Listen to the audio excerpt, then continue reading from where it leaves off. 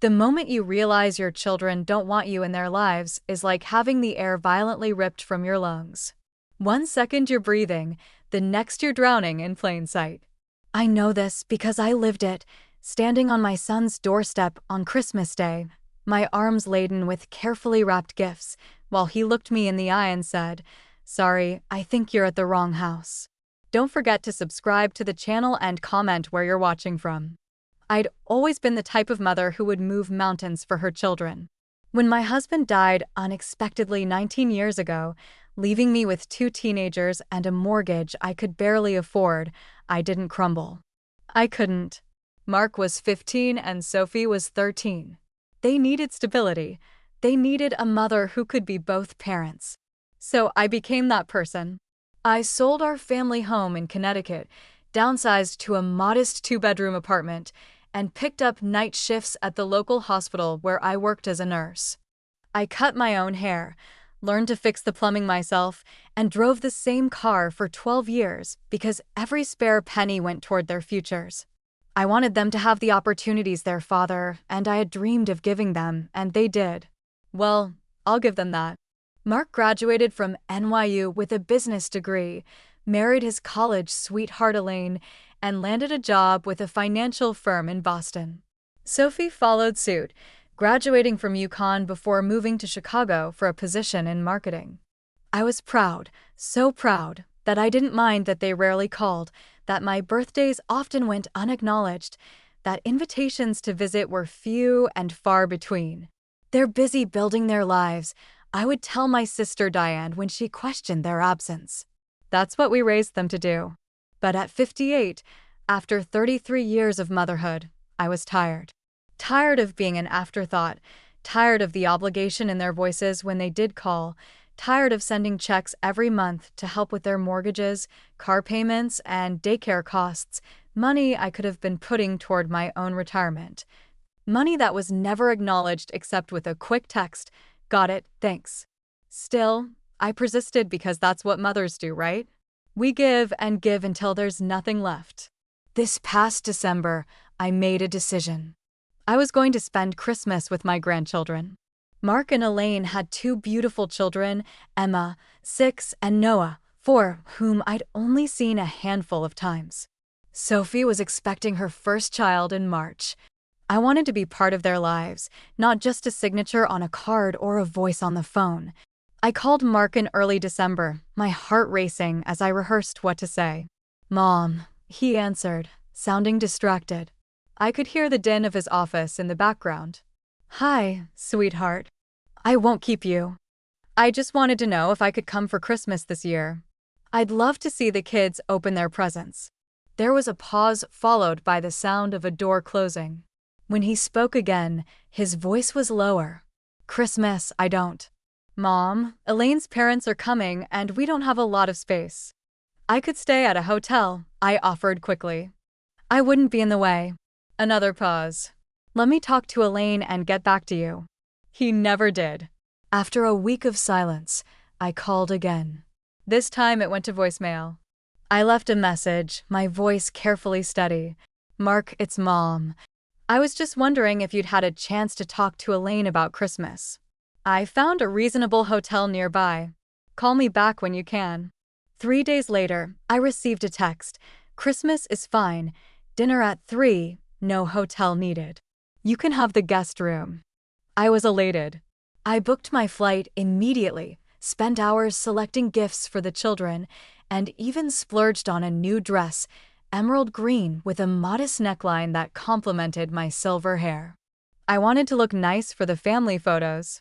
The flight to Boston on Christmas Eve was turbulent, but my spirits were high. I took a taxi from the airport to the address Mark had provided, a beautiful colonial in an upscale suburb. The neighborhood was picture-perfect, with snow-dusted lawns and twinkling lights adorning the houses. I couldn't help but feel a surge of pride. My son had done well for himself. I arrived just after 2 o'clock in the afternoon, pulling my suitcase behind me as I navigated the freshly shoveled walkway. I could see movement behind the frosted glass of the front door. My heart quickened as I rang the bell, smoothing down my coat with nervous hands. The door swung open, and there stood Mark, his expression flickering from surprise to something I couldn't quite name. He was taller than I remembered, his dark hair now peppered with gray at the temples. He looked so much like his father that my breath caught. "Mom," he said, the word flat. "You're early." I smiled, ignoring the lack of warmth in his greeting. The flight got in ahead of schedule. I couldn't wait to see everyone. He didn't move to let me in. Behind him, I could hear the sound of laughter and Christmas music. "We weren't expecting you until tomorrow," he said, shifting his weight to block the doorway more effectively. I frowned, confusion settling over me like a cold mist.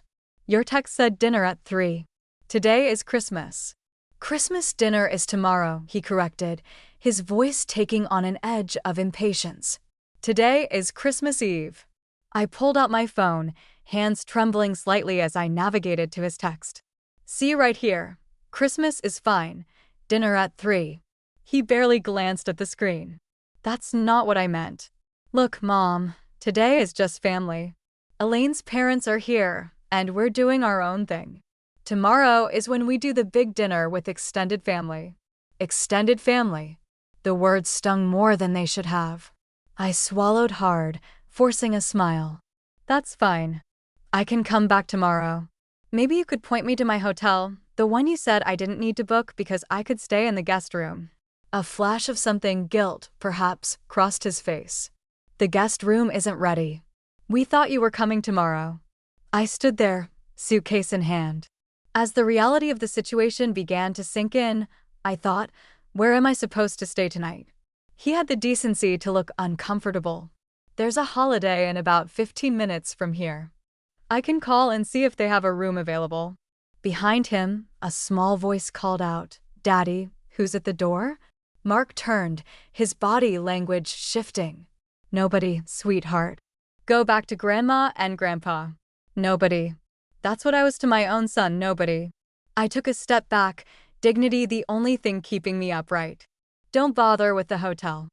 "I'll figure it out, Mom," he started, but I cut him off. "Merry Christmas, Mark. Give the children my love."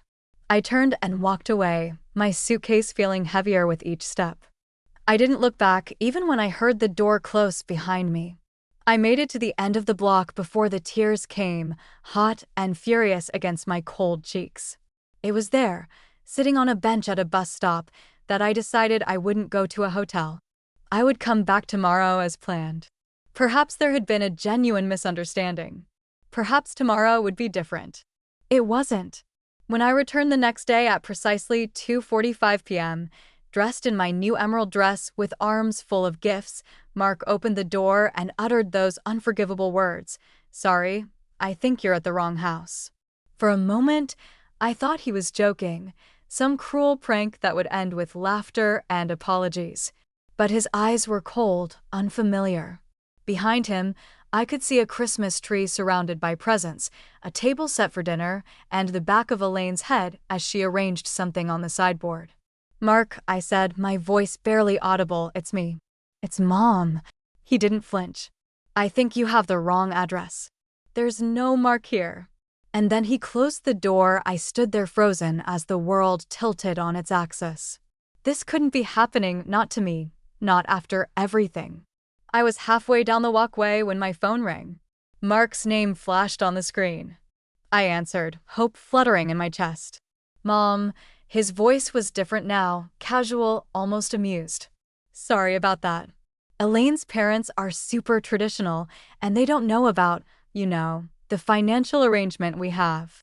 We're trying to keep things peaceful." "Financial arrangement?" I repeated the words, foreign on my tongue. "Yeah, the monthly support." "Look, why don't you head back to your hotel? I'll call you tomorrow when things calm down." "I don't have a hotel, Mark. I came here to spend Christmas with my family." He sighed, the sound grating against my ear. "Mom, I can't do this right now. Just give us some space, okay? We'll figure it out later." "I don't understand," I whispered, my voice breaking. "What did I do?" "Nothing. It's not. Look, I've got to go. Dinner's almost ready." "Mark, relax." "Mom, we just want some peace." I took a deep breath, my entire body shaking. I understand.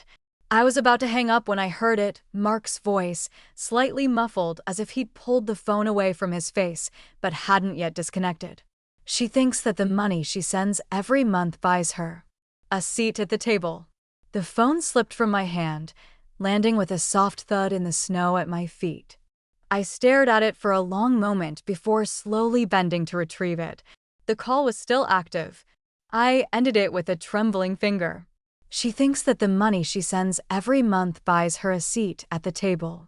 The words echoed in my head as I made my way back to the main road, dragging my suitcase through the snow. They echoed as I hailed a taxi. They echoed as I checked into the Holiday Inn and sat on the edge of the bed, still clutching my purse with white-knuckled hands.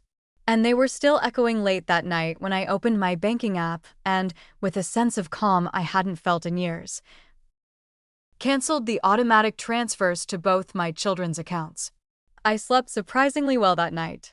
No tears, no second guessing, just the heavy, dreamless sleep of someone who has finally put down an unbearable burden. When I woke the next morning, my phone showed 25 missed calls, 15 from Mark, 10 from Sophie. There were dozens of text messages, each more frantic than the last. Mom, the transfer didn't go through. Is everything okay? Mom, I need that money for Noah's daycare payment. Please call ASAP. What the hell, Mom? I'm about to be late on my mortgage. Call me now.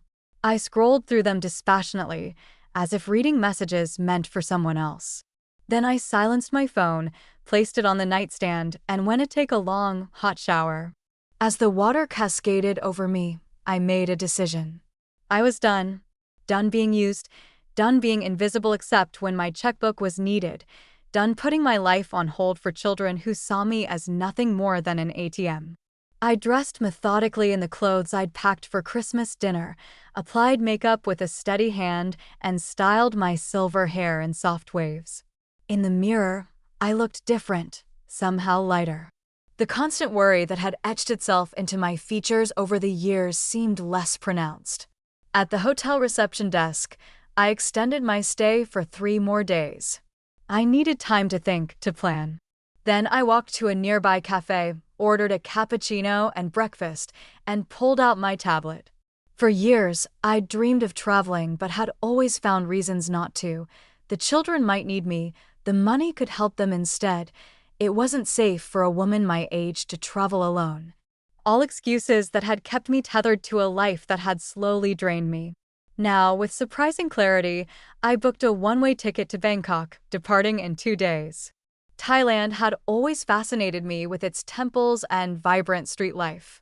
From there, I could make my way through Southeast Asia at my own pace. The thought sent a thrill through me, a feeling I barely recognized as excitement. My phone continued to vibrate on the table. This time it was Sophie, her name flashing insistently on the screen. After a moment's hesitation, I answered. Mom, finally.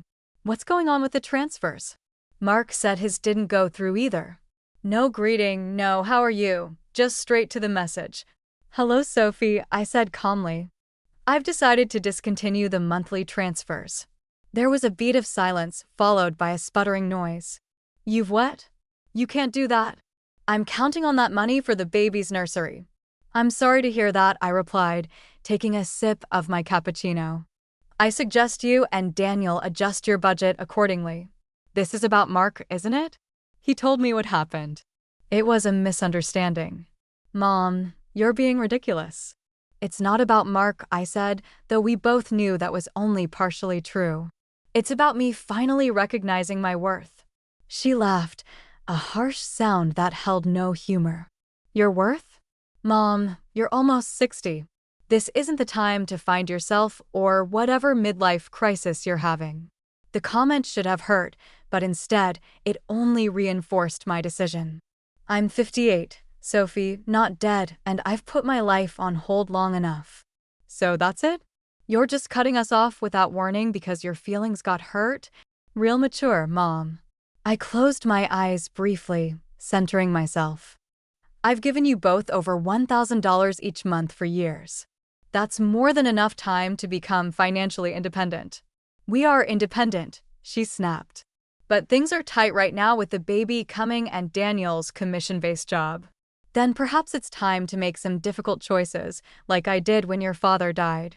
Downsize, take on extra work, clip coupons. I can't believe you're doing this, Sophie said, her voice trembling with anger. After everything we've been through as a family. That's just it, Sophie. We haven't been a family in a very long time. I'm simply acknowledging the reality of our relationship. I could hear her breathing heavily on the other end of the line. When she spoke again, her voice had shifted to something softer, cajoling. Mom, please. I know Mark was a jerk at Christmas, but don't punish me for his mistake. I need you. The baby needs you. The emotional manipulation was so transparent, it was almost laughable. 5 minutes ago, I was having a midlife crisis. Now I was needed. I'm not punishing anyone, Sophie. I'm choosing myself for once. I've already booked a flight to Thailand. I'm going to travel, see the world, use my nursing skills to volunteer abroad. Perhaps Thailand, she echoed incredulously. Are you insane? What about when the baby comes? You're just going to miss the birth of your first grandchild. I'll send gifts, I said mildly, just as you send birthday cards when you remember. There was a long silence. Then, in a voice filled with venom, she said, You selfish. Dad would be so ashamed of you. The line went dead. I stared at the phone, waiting for the pain, the guilt, the overwhelming need to call her back and apologize. It didn't come. Instead, I felt oddly peaceful, as if the last tether binding me to my old life had been severed. I spent the rest of the day preparing for my journey. I called my landlord to give notice on my apartment, arranged for my sister Diane to pack up my belongings and either store or donate them, and contacted my supervisor at the hospital to tender my resignation. 32 years of service ended with a brief phone call and a promise to email my formal letter by evening. My phone had fallen silent. No more calls from either of my children. I wondered if they were commiserating together, painting me as the villain in their story. The thought didn't bother me as much as it once would have. I ordered room service for dinner and opened my laptop to research accommodations in Bangkok. As I scrolled through photos of golden temples and bustling markets, I felt a lightness in my chest, a sensation so foreign that it took me a moment to recognize it as freedom. The next morning brought a knock on my hotel room door. I opened it to find Mark standing there, his face haggard, eyes bloodshot. He'd driven from Boston to Connecticut, tracking me down through my credit card charges. Mom, he said, his voice tense, we need to talk. I stepped aside to let him in, my face carefully neutral. He entered cautiously, as if expecting a trap.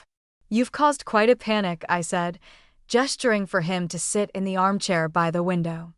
I remained standing. He ran a hand through his disheveled hair. What did you expect?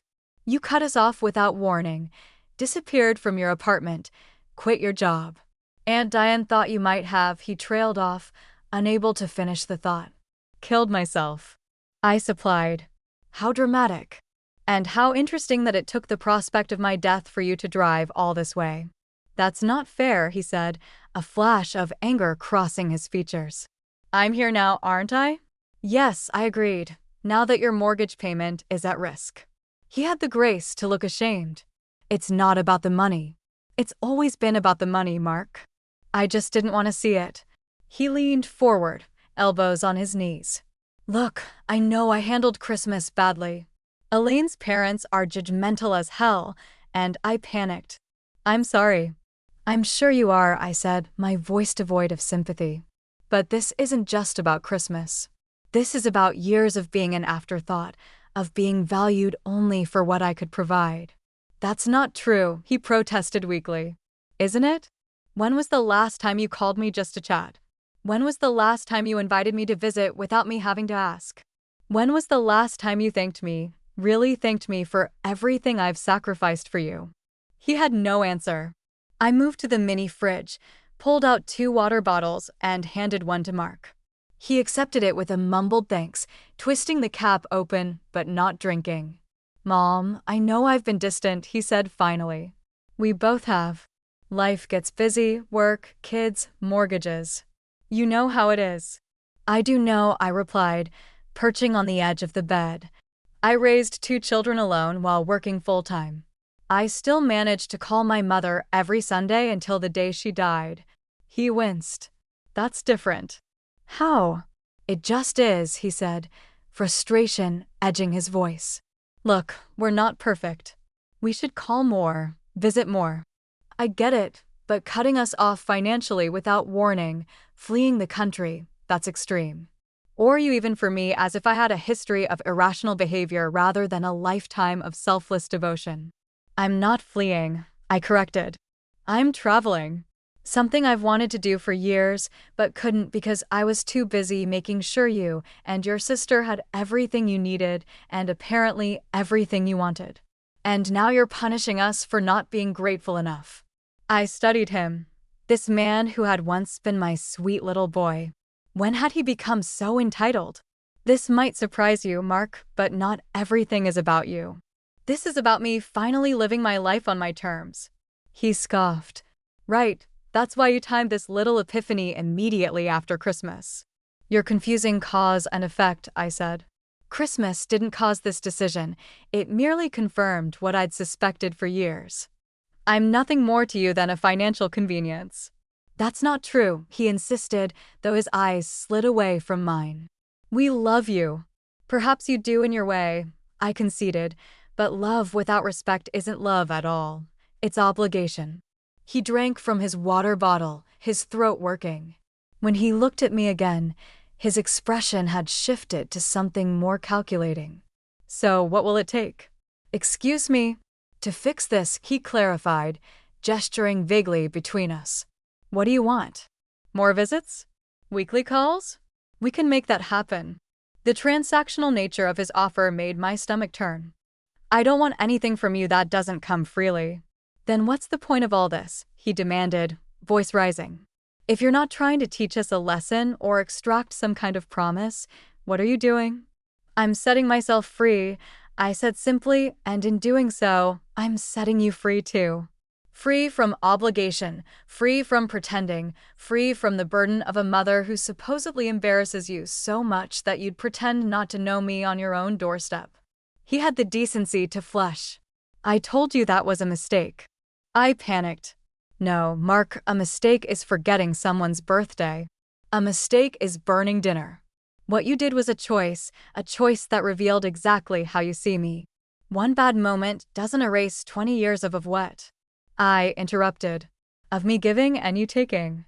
"You're right, it doesn't erase it, but it certainly clarifies it." He stood abruptly, pacing the small hotel room. "So that's it? You're just done with us? With your own children?" "I'm done being used," I corrected. "If you and Sophie want a relationship with me, a real one based on mutual respect and affection, I'm open to that. But it won't include financial support, and it won't be on your terms alone. And if we don't agree to your conditions?" "They're not conditions, Mark. They're boundaries. And if you can't respect them, then yes, I suppose I am done." He stared at me as if seeing me for the first time. Perhaps he was. For most of his adult life, I'd been a voice on the phone, a signature on a check, a benevolent ghost who appeared briefly at graduations and weddings before fading back into the background. "I can't believe you're doing this," he said. I echoed my sister's words from the day before.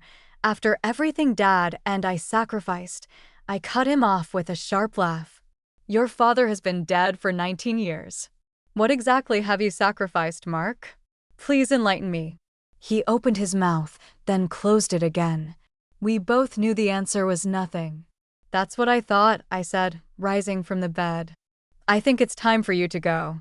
"Mom, I have a flight to catch tomorrow, and I still have preparations to make." He didn't move.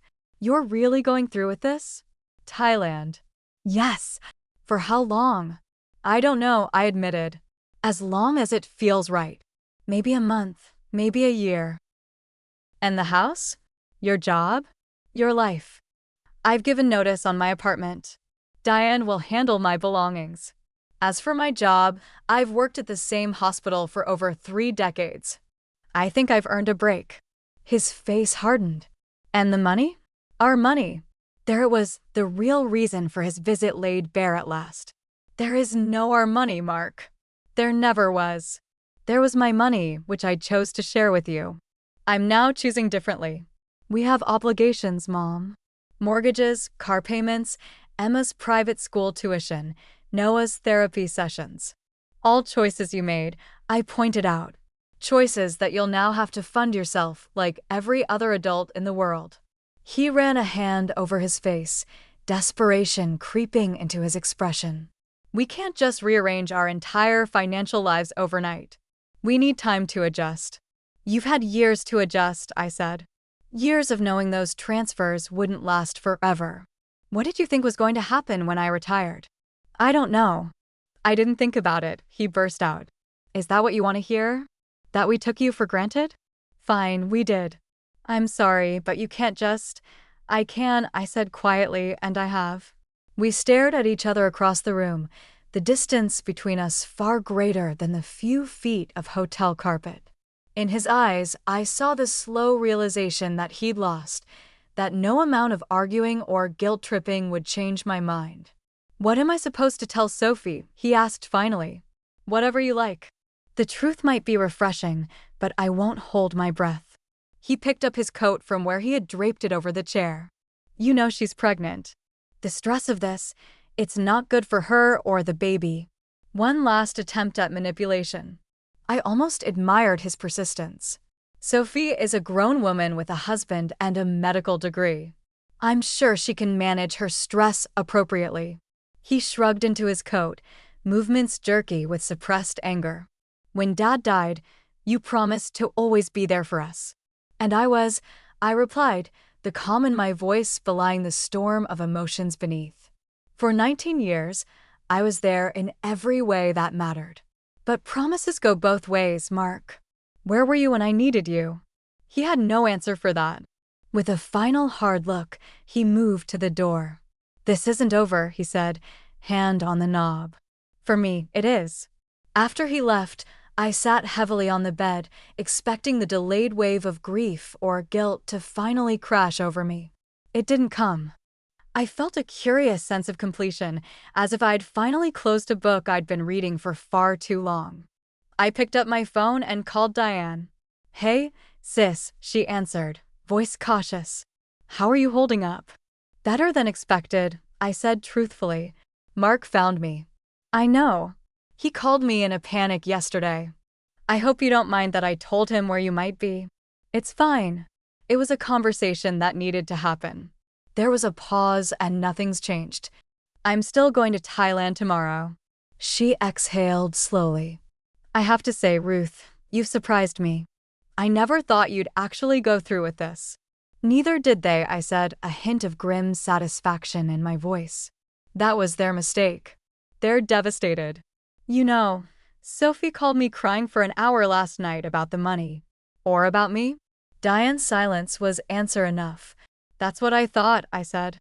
"How are you coming with the apartment?" "I've started boxing up the essentials.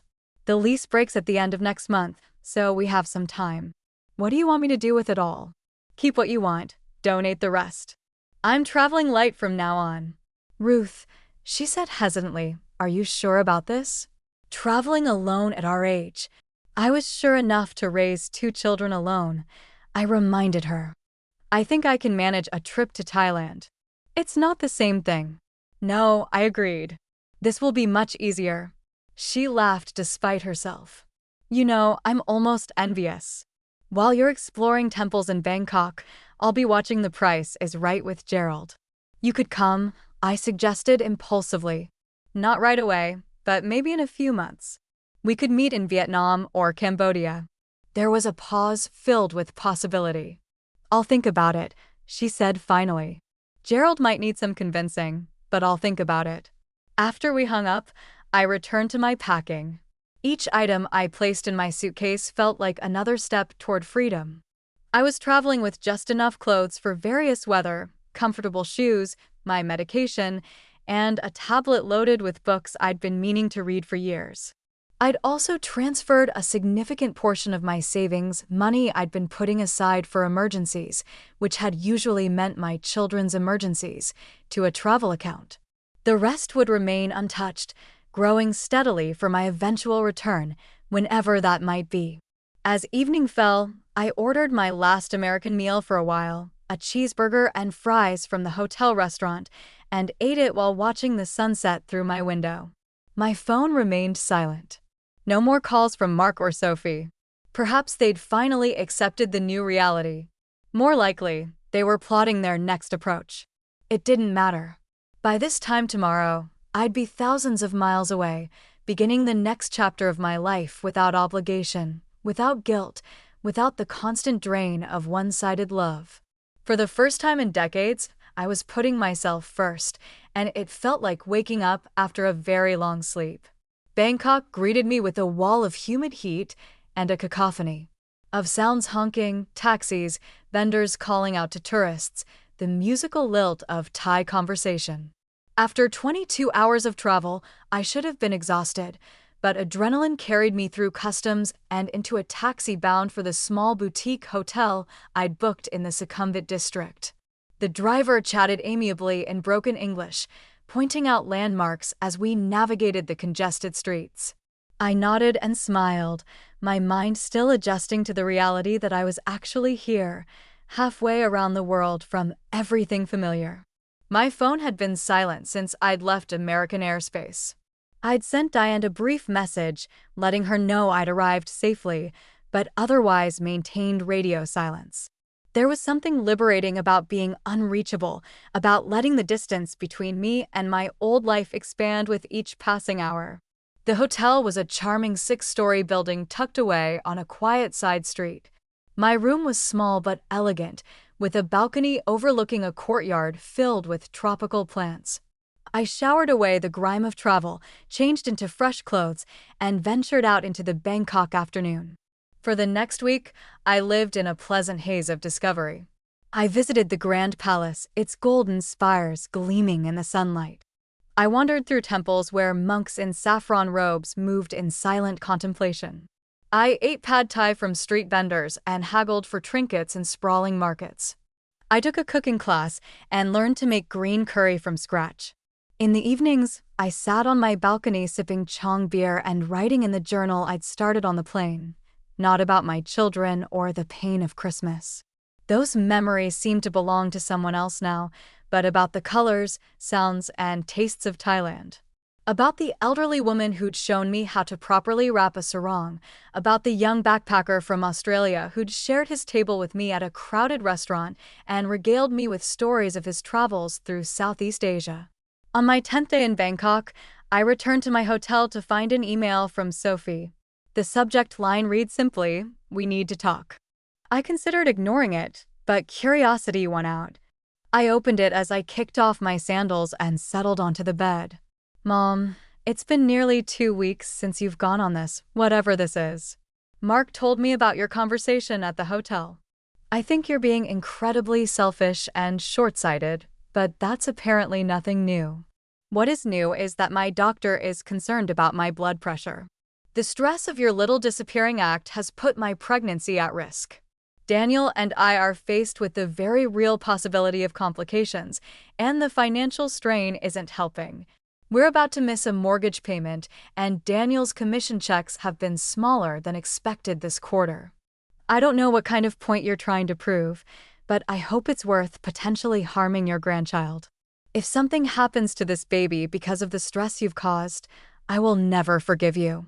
You never support us as you promised. We've built our lives around it. You can't just change the rules without warning. If you have any love left for this family, you'll reconsider this selfish decision and come home." Sophie, I read the email twice, noting the careful blend of guilt, accusation, and veiled threats. Classic Sophie.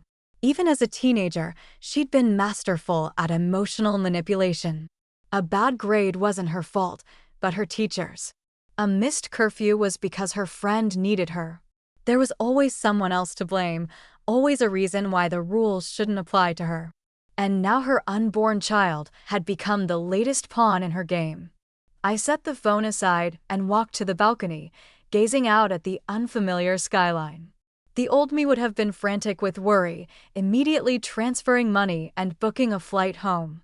The old me would have accepted the blame, apologized profusely, and resumed my role as the family safety net.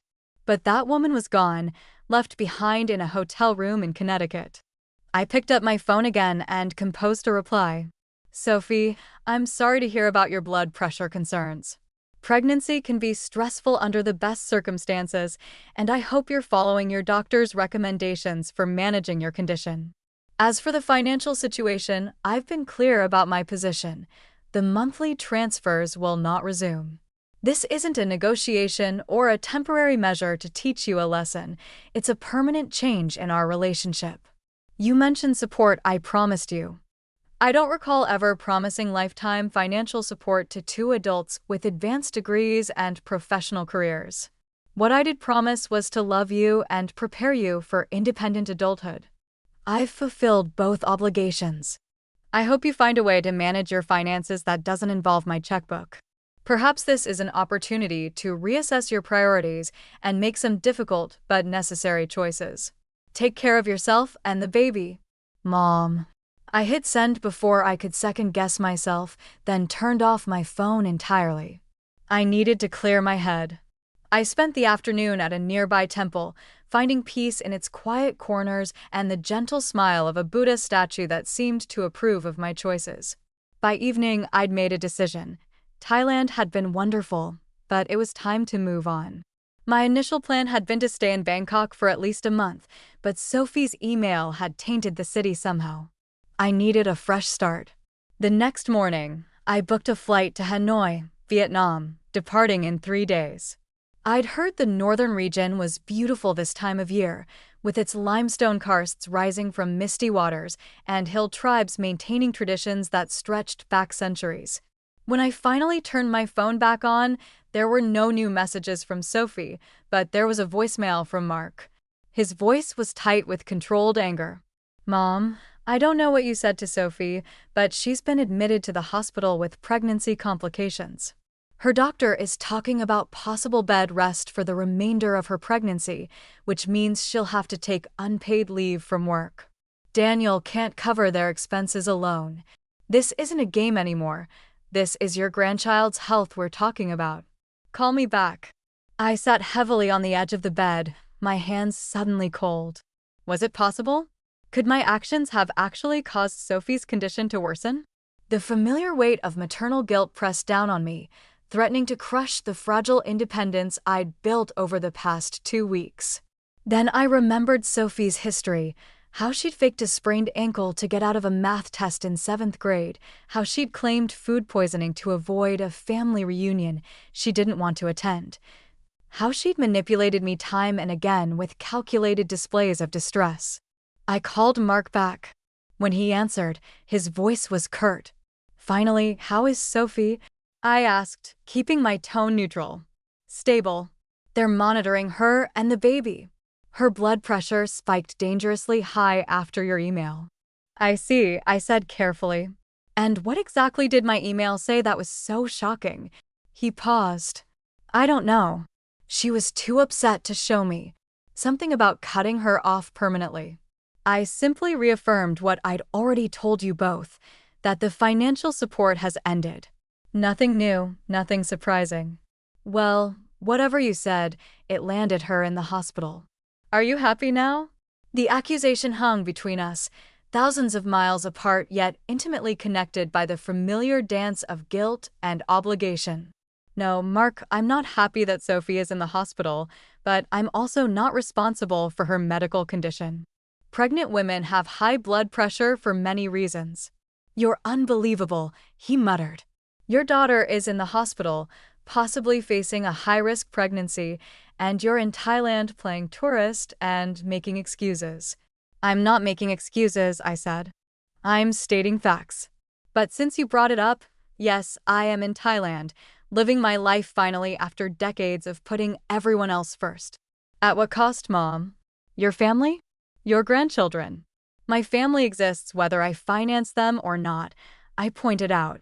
And my grandchildren will know me as a person, not a checkbook. Or they won't know me at all. That's up to you and Sophie now. There was a long silence. Then, in a voice so quiet I had to strain to hear it, he said, "I need $10,000. The baldness of the request startled a laugh out of me. "Excuse me?" "For Sophie's medical bills, to cover her leave from work, to keep them from losing their house." $10,000. Alone, if that makes you feel better. You can have it back when. No, I interrupted. Not $10,000. Not $10. I'm not sending any money, Mark. Then you're condemning your daughter and grandchild to financial ruin, he said bitterly. I hope your temples and elephant rides are worth it. The line went dead before I could respond. I sat motionless for several minutes, phone still pressed to my ear. The old familiar guilt tugged at me, whispering that a good mother would help. I would sacrifice and put her children first, but another voice, newer and stronger, reminded me that I had helped for years. I had sacrificed my retirement security, my dreams, my self-respect. I had put them first at the expense of everything else in my life, and where had it gotten me? Standing on a doorstep on Christmas Day, being told I was at the wrong house. No, I was done. I set the phone down and walked back to the balcony. The sun was setting over Bangkok, painting the sky in shades of orange and pink.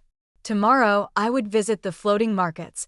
The day after, perhaps the ancient city of Ayutthaya.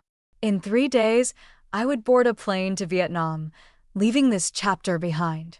Whatever happens with Sophie and her pregnancy, whatever financial hardships my children face without my support, those were their stories now, not mine. For the first time in decades, I was writing my own story, and it would not be a tragedy. 6 months passed in a kaleidoscope of new experiences. Vietnam led to Cambodia, where I spent peaceful mornings watching the sun rise over Angkor Wat. From there, I traveled to Laos, then Malaysia, each country offering its own lessons in letting go. I volunteered at a medical clinic in a remote village in northern Thailand, my nursing skills transcending language barriers.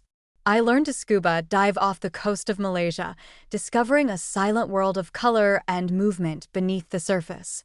I celebrated my 59th birthday on a beach in Bali, sharing cake with a group of travelers half my age who insisted I join their bonfire party. Through it all, I maintained minimal contact with home. Diane and I exchanged emails weekly. She kept me informed of essential matters, but respected my wishes not to discuss Mark or Sophie unless absolutely necessary. From her brief updates, I gathered that Sophie had indeed been placed on bed rest, but had delivered a healthy baby girl in March, my 3rd grandchild, whom they'd named Lily. There had been no birth announcement, no photos sent, no invitation to meet the newest member of a family that had effectively disowned me. The knowledge sat like a small stone in my heart, not heavy enough to weigh me down, but present nonetheless. In June, while exploring a night market in Chiang Mai, my phone buzzed with an incoming email from an unfamiliar address. The subject line read, "From Daniel, Sophie's husband." I found a quiet corner away from the bustle of the market and opened it. "Ruth, I'm writing without Sophie's knowledge. She would be furious if she knew I was contacting you, but I feel you deserve to know what's happening. Things have been difficult since you left. Sophie had a complicated pregnancy and delivery. As you may have heard, Lily is perfect and healthy, but Sophie has struggled with postpartum depression on top of the financial stress. We've had to make significant changes. We sold our house and moved to a smaller apartment. Sophie returned to work earlier than planned, despite her doctor's recommendations. I've taken on consulting. I work in addition to my regular job. It's been challenging, but we're managing. Mark and Elaine have faced similar adjustments. They've pulled Emma from private school and listed their vacation cabin for sale. Mark took a second job on weekends. I don't tell you this to make you feel guilty, but so you understand the reality we've been living. The reason I'm writing is that Sophie received a job offer in Connecticut, a significant promotion that would mean financial stability for us. The catch is that we would need temporary housing while we look for a place of our own. Your apartment, according to Diane, remains empty but paid for. Sophie is too proud to ask, so I'm asking for her, for us, for Lily. I know we have no right to ask anything of you. I know my wife and her brother treated you inexcusably. I won't make excuses for them or for myself, as I stood by silently for too long. If you're still reading, thank you. If you choose not to respond, I understand. I just wanted you to know that despite everything, your family misses you, not your money. Daniel, I stared at the screen, conflicting emotions churning inside me. It was the first honest communication I'd received from any of them, no manipulation, no demands, just a straightforward request and an acknowledgement of past wrongs. For a moment, I allowed myself to imagine saying, yes, I could offer them the apartment, return to Connecticut, meet my granddaughter, attempt to rebuild some semblance of family. The path back to my old life stretched before me, familiar and safe. But then I remembered Christmas Day, the casual cruelty, the years of being taken for granted, the frantic calls that came only when the money stopped. Not your money, a beautiful sentiment, but was it true, or was this simply a more sophisticated form of manipulation? I closed the email without responding and rejoined the vibrant chaos of the night market. I needed time to think. The next morning, I sat on the balcony of my guest house, watching the city come alive below me. After careful consideration, I composed my response. Daniel, thank you for your email. I appreciate your honesty about the family situation and the acknowledgement of past behavior. I'm sorry to hear that Sophie struggled with her pregnancy and delivery, and that you've both had to make difficult financial adjustments. The same goes for Mark and his family. These are hard lessons, but necessary ones. Regarding the apartment, it's been paid through the end of August, after which Diane will be handling the final closing of the lease. You and Sophie are welcome to use it until then, with the understanding that this is a temporary arrangement and not a resumption of financial support. Diane has a key and can make the necessary arrangements. Please understand that this gesture does not erase the past or change my decision to live my own life. I won't be returning to Connecticut in the foreseeable future. My journey has become more than a reaction to Christmas Day. It's a reclaiming of myself after decades of putting everyone else first. As for meeting Lily, perhaps someday, but not now. Not like this. When and if we reconnect, it needs to be based on mutual respect and genuine affection, not necessity or convenience.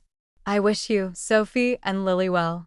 Ruth, I hit send, then closed my laptop and went to pack for my flight to Japan, which left that afternoon. It was the next leg of a journey that had no fixed destination or end date. 3 days later, I received a brief reply from Daniel, thanking me for the apartment and including, without comment, a photo of Lily. She was beautiful, with Sophie's delicate features and a shock of dark hair that reminded me of her grandfather. I saved the photo but didn't respond. That night, I called Diane. They're really struggling, aren't they? I asked after we'd exchanged pleasantries. Yes, she said simply, but they're figuring it out. Sophie's job offer is legitimate, a good position with better pay. Mark's taken a financial planning course, if you can believe it. Apparently, he's become quite the budgeting expert. I laughed softly. Better late than never, I suppose. Are you having second thoughts? She asked carefully. About the money? No. About cutting them off completely? Sometimes, I admitted. I look at that photo of Lily and wonder if I'm punishing an innocent child for her parents' mistakes. You're not punishing anyone, Ruth. You're living your life. There's a difference. Is there? I mused. Sometimes it feels like a very fine line. The difference, she said firmly, is intent. You didn't leave to hurt them. You left to save yourself. I considered this as I watched the Tokyo skyline glitter outside my window. I offered them the apartment. I know. Daniel called me yesterday. He was grateful, though Sophie hasn't said a word about it. She wouldn't, I said. Pride runs deep in this family. Wonder where she gets that from. Diane teased. After we hung up, I sat for a long time thinking about family, about choices, about the ripple effects of a single moment on a snowy doorstep. Had I done the right thing? By most traditional standards, probably not. A good mother would have forgiven, would have returned, would have continued to sacrifice. But those standards had nearly destroyed me, had enabled behaviors that diminished us all. In the end, the question wasn't whether I'd done the right thing, but whether I could live with the choice I'd made. And the answer, increasingly, was yes. 1 year to the day after that fateful Christmas, I found myself on a beach in New Zealand, watching the sunrise on what would be a warm summer day in the Southern Hemisphere. My phone buzzed with a text message from an international number I didn't recognize. It's Sophie. Daniel gave me your number. Lily took her first steps yesterday. I recorded it. Thought you might want to see. No pressure to respond. Attached was a video. I watched it with a curious detachment, a beautiful dark-haired toddler wobbling across a living room floor, arms outstretched toward the camera, face alight with triumph and joy. As the first direct communication from Sophie in a year, there were no demands, no accusations, no guilt trips, just a grandmother's moment freely shared. I saved the video but didn't respond immediately. Later that day, I sent a simple reply. Thank you for sharing this. She's beautiful. It wasn't forgiveness, it wasn't reconciliation, but it was something, a small crack in the wall between us, allowing in just enough light to see that there might be a path forward someday. Not back to what we were. That relationship was gone forever. But perhaps towards something new, something with boundaries, something based on choice rather than obligation. As the sun climbed higher over the Pacific, I walked along the shoreline, feet sinking into warm sand. Ahead of me stretched miles of untraveled beach. Behind me, a set of footprints already being erased by the incoming tide. I had no idea where this path would lead, but for the first time in my life, that uncertainty didn't frighten me. It excited me because it was my path, my choice, my life, and no one, not even my children, would ever take that from me again.